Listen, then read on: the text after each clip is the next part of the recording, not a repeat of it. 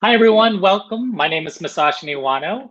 I am so thrilled to be here. Oh, I should mention I'm the festival director of CAAMFEST. On behalf of the CAAM staff, we're so thrilled to be here. I just watched what you all watched, so I'm excited to bring up the talented group who made this happen. Before we do that, just one note. First, CAAMFEST and CAAM's year-round programs are made possible by our community of supporters around the world. Help us bring compelling and diverse Asian American stories to light. Donate or join as a CAAM member on CAAM's website, caammedia.org. For a limited time, new members can get 15% off our friend supported members using promo code Celebrate Stories. This is a live Q&A. I am here live with you all. That means you can ask questions to Dan Lee. So underneath the player, you will find a question box. Please ask your questions, and later on in this conversation, I will be asking your questions. So I'm thrilled to have with me right now, Dan Lee, the man of the hour, the creator of this really fantastic project. We also have Ami Lee, we have actress and show stealer. And we also have Sebastian Wang, who is one of the talented musicians who helped bring this music to life. Welcome to everyone here. How are you all doing? Great. Thanks for having us. Great. Awesome. Yeah, thank you. You know, I'm still processing it behind the scenes as we were preparing for this. They could see my reactions. It's so good on so many levels. It's quite charming. Of course, it's adorable, but also there's a lot of, I mean, each song has a different message to it. And so maybe as a starting point, I know, Dan, you mentioned the origins, getting the grant, which is wonderful, and then using this as an opportunity to learn more about Dokkaebi. But can you talk a little bit more about, you know, when I watch this, I think of not only the concept, but the music. And then once you start going into different songs, you have different things you're talking about. That really transcends also Dokkaebi's, you talk about anti-Asian hate and all of that. So can you talk about your creative process here? Sure. I think the first thing I did was, pick a subject, which was Dokkaebi, and then just reading about it and making notes about their characteristics. I just kind of honed in on certain things that stuck out for me and what I wanted to write a song about.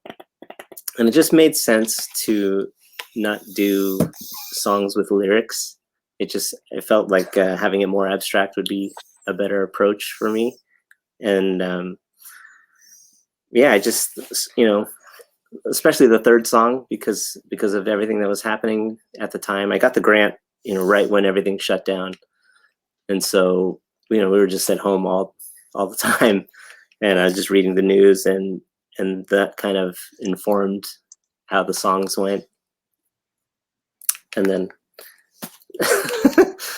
and then, and in that process, she learned some stuff on the ukulele, and that inspired the last song, which I already talked about. So, and Ami, you said earlier that you know how to use the nunchucks. In that second song, you use the nunchucks. How did you learn how to use nunchucks? I just watched a video. Okay.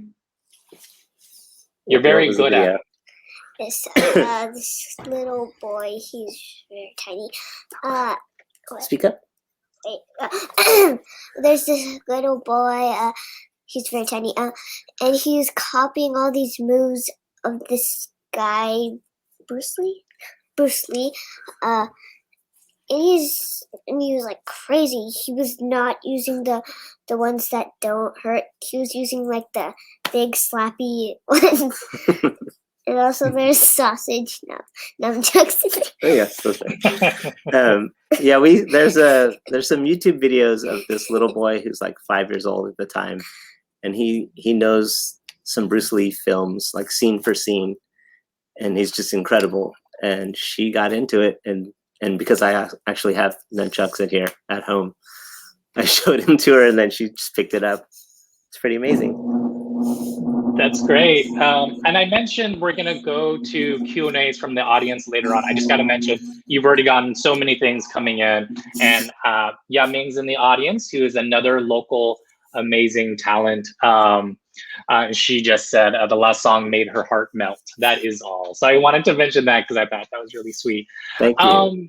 You know, Dan, we've worked together. You played at our festival in different ways, right? The last time you were with us, I believe it was with Magpies of Seoul, which was a Yes. really, for people who were not there, it was at the AMC Theater Kabuki in Japantown. We had a lot of traditional Korean instruments and also like rock instruments in the theater. It was quite an ambitious production, and it was really great.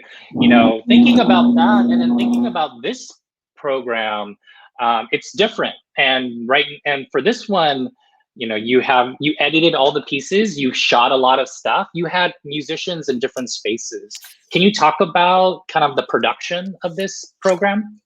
Yeah, so it actually happened because of the pandemic. We weren't able to do a live performance.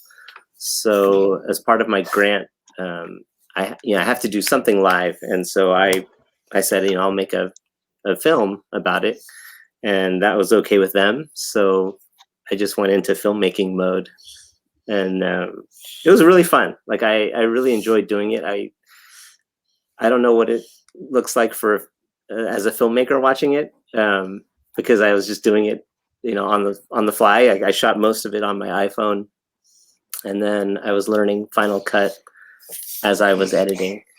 So hopefully it was pretty good. I don't know.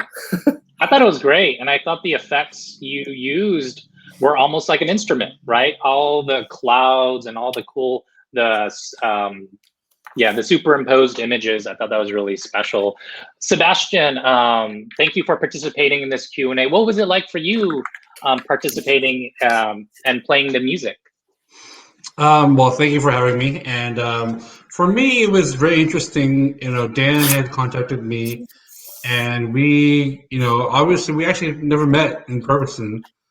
Dan found me online, and he proposed the idea. And initially, you know, especially because it's the pandemic, you know, even as Dan was mentioning himself, you know, we were kind of charting new territory as far as you know, what Dan wanted to do, but also what I wanted to do with his music. And you know, we had to collaborate and kind of discuss where to go. And it really worked. And you know, even for me, you know, I've never really recorded myself like I did for today for the project, and it was a new experience for me. You know, learning how to deal with recording myself and what looks good and what sounds good and things like that. But you know, it was a great experience, and also got some great music out of it, and it was just overall very good. Wonderful. Dan, you mentioned this kind of at the beginning of the video, but editing of the music together, I wonder how complicated that was, or if you know the music already inside, if it's easy to do. Can you talk about that? It seemed complicated, but it flowed very wonderful together. Yeah, I was really lucky to have the cameras set up when like the drummers were drumming to capture the actual recording take that we used. So syncing up, you know, their playing with the recording was easy in that sense. But it was hard because I you know, I have these songs and I have my idea of what it's supposed to represent, but I also wanted it to be more abstract so that people could have their own ideas. And you know, having to put images to it, it kind of crystallizes it for everyone, and I don't know if it allows for people to have their own ideas anymore because now it's associated with these images. But it was really fun to do. I love doing it. And, you know, for Sebastian, because he lives on the East Coast, I just asked him to set up 2 cameras and try to capture, you know, a full body take and something on that one side of the drum, because that's the side that's the most active. And then, you know, had I been able to be there, I would have taken more angles and maybe have more movement with the cameras. But I just got away with it with like the Ken Burns effect where you just kind of zoom in and out. Well, you know, the music, I mean, on my side at least, I really appreciated the artistry of what you did, how you edited together, because when the images were still, I could focus on the music components. And then in other videos, when you're really doing a lot of editing, a lot of effects, it really amplified the music that's happening, right? And it's adding these visual elements to it. So I thought it was really well done. Thank you. I'm gonna, this is really great. You have not only a lot of questions already coming your way, but a lot of love coming your way. I can't do all the shout outs, but you have over 20 people just saying, thank you. It's really wonderful. People appreciate it. So I'm just gonna start asking questions. Okay. Karen and Bea ask, first off, hi, Dan and Ami. We're big fans. How did you make that Dokkaebi mask? Oh, yeah. So part of the whole project is to just teach Ami about the cultural things that I'm learning about. And so that was just an art project where I was asking her to help me make a mask. And she had all these other drawings. And yeah, the Dokkaebi mask. And then I made that one. And I actually didn't intend for it to be such a central part of the whole thing. Like, it was just like a one-day art project, and she started wearing it around, and then that kind of just got me going, thinking, oh, maybe I should just make this part of the program. And she was really generous in wearing it all the time. Ami, did you like wearing the mask? It's a little hard to see. A little itchy. A little itchy. Little cold because I couldn't wear my jacket. Oh, that's true. So it was like thrilling to put my jacket back on. There was a couple times where we were, it was a little bit windy, like San Francisco should be, and for consistency's sake, I had to have her in the same outfit. And so as soon as I would, take the video, we would just throw the jacket right back on. Yeah, I felt bad. Sorry. It was really cold. I felt like ice cubes just poured onto my arms. Oh no. Question from Flora says, starting up, what a beautiful performance. How long did this project take from inception to this moment? I know you mentioned the grand and wanting to fulfill that. As far as the music goes, or any of the concepts, thinking about this topic, how long from your initial concept to now? It's hard to say because I have a full-time day job, so a lot of the work was done in the middle of the night after she went to bed, and then on weekends for filming things that she was a part of. But I started maybe in August, and we kind of went right up to the wire with delivering the film to you guys. So yeah, maybe was that 8 or 9 months almost? Yeah, it's quite a bit. But I think also what made it difficult was just the pandemic itself, because like for Sebastian, he was recording remotely. So I had to send him something, he had to send it back. Then I had to, send him some notes on, what I thought worked and didn't work. And then he would re-record it and send it back. And that was the same with mixing it. The person who mixed my program, he lives in San Antonio. And normally I would be in the same room with him. And if I wanted one instrument softer or louder, we could take care of that right then and there. But instead it was a thing where I would email him notes, he would have to mix it, send it back, and then I would make more notes and send it to him. So something that would take a day would take like 2 weeks. Thank you for answering that. As someone who organized this festival, I have to tell the audience, I was worried about the filmmaking, the creative community, the filmmaking community, especially this last year with the pandemic. And, there's so much happening. So I want to thank you so much that through hard times, you show that creative people can get stuff done. And all these obstacles that you had that were ahead of you, I think potentially it might have made this project even more interesting, or maybe challenged you in ways that you didn't in the previous project. So yeah, thank you for still going forward and making it. Erica asks, Dan, what did you find to be the most challenging part of putting this all together and the most enjoyable part? this was the most enjoyable part for sure. I think when she wrote that song, it was really special for me, of course. What about you, Ami? What was the best part for you? Let's see. I guess the best part for me is You want to get back to what's on there? first time wearing a uniform. First time wearing the costume? No, first time in life wearing a uniform. Oh, okay. First time. Yeah, I think the most challenging probably was the first song, because that one went strictly off of a traditional Korean drum song. And so trying to find a melody and chord structure and just the timing was really difficult for me, but it was a fun challenge. Like, I really loved doing it. So I think that was probably the hardest song to do from my end. Thank you. Patrick asks, and a few people have been asking about this particular song about the purveyor of karmic justice. Mm-hmm. So Patrick says it's an amazing song, an amazing film, so great job. Purveyor of karmic justice was really moving, especially the footage that you incorporated.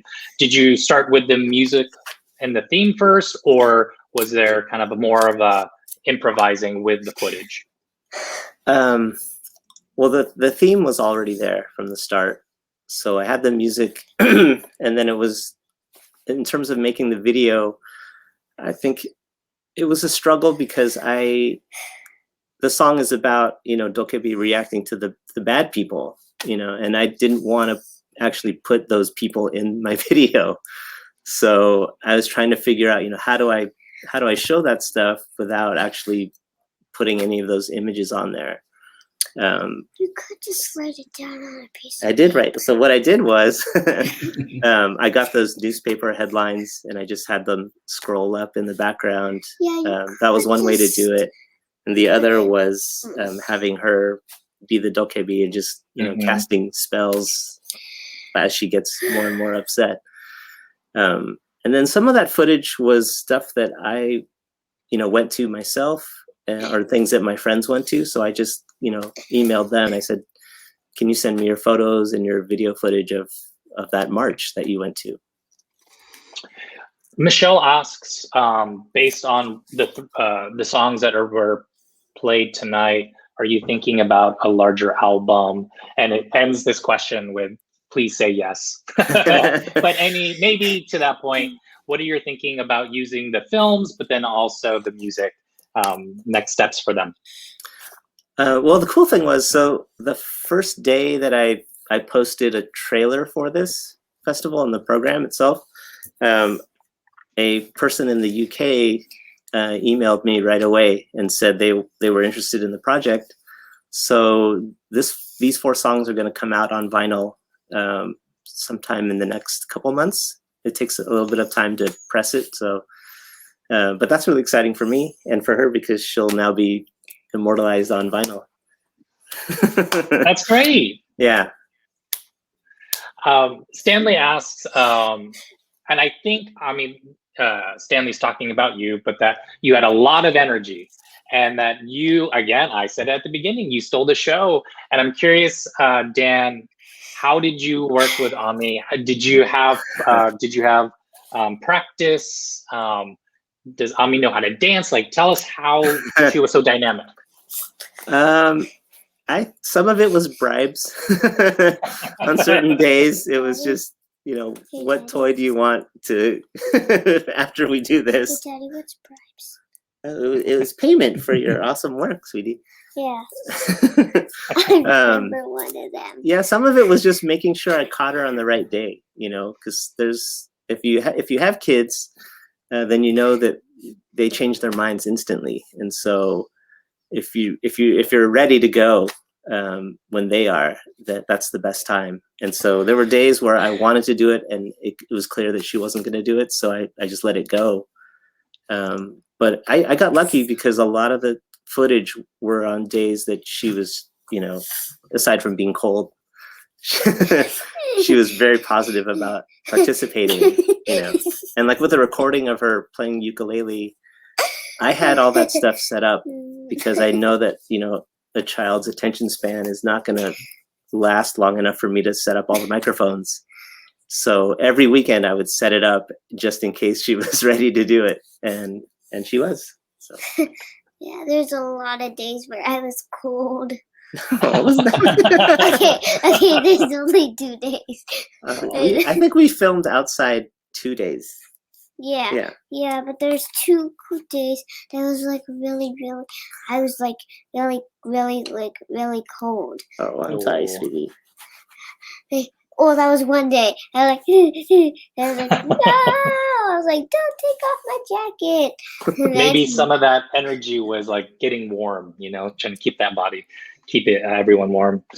Sebastian, aside from this project, can you talk to the audience about other music that you work on or other projects that you do outside of this?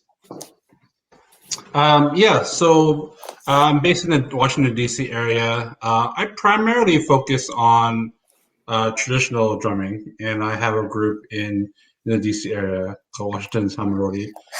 So I participate in a lot of musical and cultural events in the DC area, in particular because we're a relation with the government. We have a lot of government events, as well as we have a division of the Korean Embassy called the Korean Culture Center. So they do put on a lot of events. That's primarily what I do, and my goal really through performing and all these events is to really just showcase Korean percussion. Obviously it's not showcased very much, and even through this project with Dan, it was an opportunity to showcase it. And also, just as a tribute to Dan as well, is that to showcase how it works with other kinds of music as well, and the diversity with Korean percussion, traditional percussion, and the rhythms and all those different things. So that's primarily what I do. I also teach this at the University of Maryland. So I've been teaching there quite some time. So through the academics, I've been able to showcase this music and expose it to more people. Thank you so much. Dan, I guess it's interesting what Sebastian said about, his goals as a musician and kind of celebrating kind of culture. And for you, with this program or project, and also with Magpies, there is this kind of exploration and education of Korean culture, but also mixed with contemporary music, maybe more American music, and that kind of interesting interplay between together. Can you talk about your interest there? Why that is something that interests you? Well, I'm always interested in my own background because when I grew up, my parents spoke Korean to themselves, and I think they started talking to us all the time that way, and we learned it, but then it just it wasn't really enforced in a way. So my brother and I just kind of let it go. And, as I'm older and because of her, I want to just be more knowledgeable about those things. And it's the thing, when you get older, you realize like you should have learned those things. And, it's never too late, but I definitely see the value in it more than I did when I was a kid. So that's something I want to learn about more. And as a musician, it's just fun to incorporate those things and try to come up with something new. And I do want to say one thing about the musicians that were on this program is they contributed so many great ideas and things that I wouldn't have come up with myself. Just like the things that Sebastian came up with, and where those drum beats came from in terms of the third song, for sure. I wouldn't know anything about that, and so I was just blessed to have these different individuals who are really good at their instruments and know what they can do and how what they can do will enhance the song and make it that much better. That's great. Yeah. Thank you, Dan, so much. Sadly, we are running out of time. Sebastian, can you tell people how they can follow you if they are interested in learning more about you? Yes. So I have a website for my group called WashingtonSamarodi.com. I post all my events there, and if you're on the East Coast, come check me out. Thank you so much. And then Dan, how about yourself? I'm actually just going to promote the purchase of the print because the artist is going to donate half of that, half of the proceeds to stopaapihate.org. So right there, headphone record, you can order it from there. And for, you know, I don't know. That's all. I don't need to promote myself. I'm okay. And that was Natalie Rowland, right? In that first video. You really, I mean, these posters look really amazing, and it's quite limited. So if you really like, if you like it, I recommend people purchase it, and it's going to a good cause. Absolutely. Yeah. Well, thank you all again, Dan. Thank you so much. I love that. For me now at this point, CAAMFEST is not CAAMFEST without some ways we can work together. Yeah, and continue to celebrate your artistry. Sebastian, once again, thank you for participating. Hopefully someday in the future, we'll have you here in person in the Bay Area. But that is our program. Thank you for tonight. I want to thank the audience once again. I hope you had a good time. We still have 5 days left of our festival, so please check out other programs. And I look forward to seeing you then. Thank you so much. Bye. Bye, Amy. Bye. Goodbye. I love you all. Have a great night. Wait. What did I say?